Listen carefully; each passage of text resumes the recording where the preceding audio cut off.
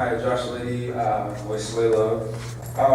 After the last meeting, I briefly spoke with Councilman Tisdale, and he told me that I could hop in his truck and within 5 minutes of entering Lakeland Village, he could take me to a dog fight. That we just have to listen for it. If he's so knowledgeable about illegal activities such as this going on, then why in the world is he doing nothing about it? Dogfighting is a federal crime. During a phone conversation on March 14th with Willa Bagwell of Animal Friends of the Valleys, she outright told me that this law would not be enforced and that the council members already knew that. And she should know, as her department is the department that's set out to enforce it. Does no one see a problem with this? How are you voting on something that you already know you have no intention of enforcing? In regards to what Animal Control Officer Monique Middleton said last meeting, she was speaking to us and said, these are the responsible people, this would not affect them. This is absolutely not true. Every inch that someone takes towards breed-specific legislation and prejudice against a huge group of dogs absolutely affects my dogs. This then, by extension, affects me.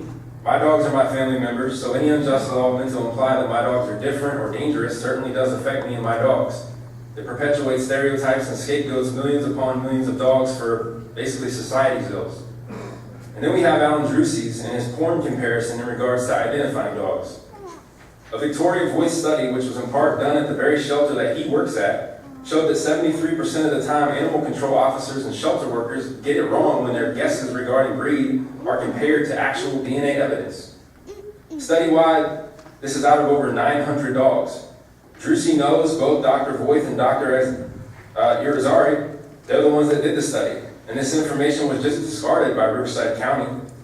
Dr. Irizarry, a geneticist, was actually present at the Riverside County Board of Supervisors meeting in October to give a public comment opposing their ordinance. He referenced the study, he explained the genome. Alan Drusi's was obviously present. They ignored him.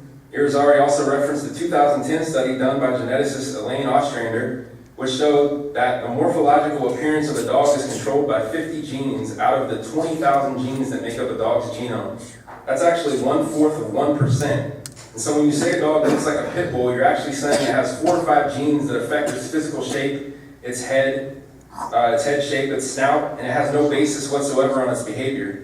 Yet this science went ignored. These were peer-reviewed studies. So in closing, I'd just like to say there's nothing comprehensive in Councilman Brian Tisdale's comprehensive plan, and there's nothing specific about breed-specific legislation. Just look at Part D of this ordinance, Section D.